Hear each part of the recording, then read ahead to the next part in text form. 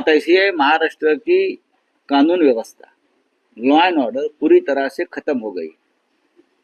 इस राज्य में चुनाव में इस प्रकार की भयंकर हिंसा कभी नहीं हुई थी। देवेंद्र फडणवीस विद्यमान गृह मंत्री है, उनके शहर में महाराष्ट्र के पूर्व गृह मंत्री अनिल देशमुख के ऊपर उनको मारने की साजिश, उनकी हत्या करने की साजिश और उनको जिस तरह से हमला किया, आपने देखा उसका वीडियो, पूरा सर टूट गया है, फूट गया है। कौन जिम्मेदार है? चुनाव आयोग के हाथ में पूरे सूत्र रहते हैं ना, तो सबसे पहले चुनाव आयोग जिम्मेदार है जो महाराष्ट्र की हालत खराब हो गई है।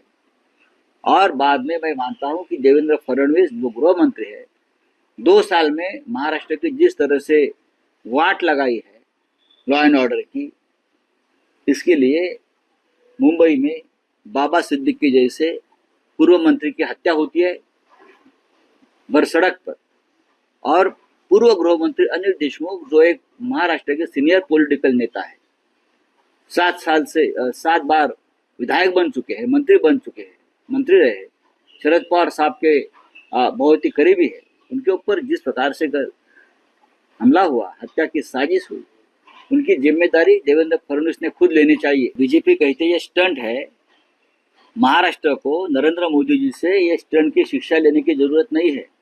ये स्टंटबाजी बीजेपी में होती है, और ये स्टंटबाजी के जो रजनीकांत है वो अपने प्रधानमंत्री नरेंद्र मोदी जी है, वो रजनीकांत है। जैसे रजनीकांत स्टंट करते हैं ना, वैसे वो राजनीति में बहुत स्टंट करते हैं, वो बीजेपी के रजनीकांत है। धर्म युद्ध की बात है, ये सही है, यहाँ एक महाराष्ट्र धर्म की बात हम हमेशा करते हैं। छत्रपति शिवाजी महाराज के जमाने से यहाँ महाराष्ट्र धर्म चलता आया है, महाराष्ट्र धर्म, और इस हिसाब से हमने धर्म युद्ध की ललकार दी है। नरेंद्र मोदी जी, अमित शाह जी, देवेंद्र फडणवीस, एकनाथ शिंदे ने महाराष्ट्र को लूटने का जो एक विड़ा उठाया है, उसके खिलाफ हमारा धर्म युद्ध जरूर चल रहा है। बात ऐसी है, राज ठाकरे को शिवसेना छोड़े हुए एक जमाना लौट गया, वो शिवसेना को भूलना चाहिए। अपनी पार्टी की बात करें, अपनी पार्टी कहाँ है देखिए। कभी बीजेपी का स्क्रिप्ट पढ़ लेते हैं, कभी एकनाथ शिंदे का स्क्रिप्ट पढ़ लेते हैं, कभी नारायण राणे का स्क्रिप्ट पढ़ लेते हैं। अपना स्क्रिप्ट खुद लिखो और पढ़ो, नहीं तो कार्टून निकालो अपना ही, अपने पार्टी का। उनके चित्रकार है बहुत बड़े।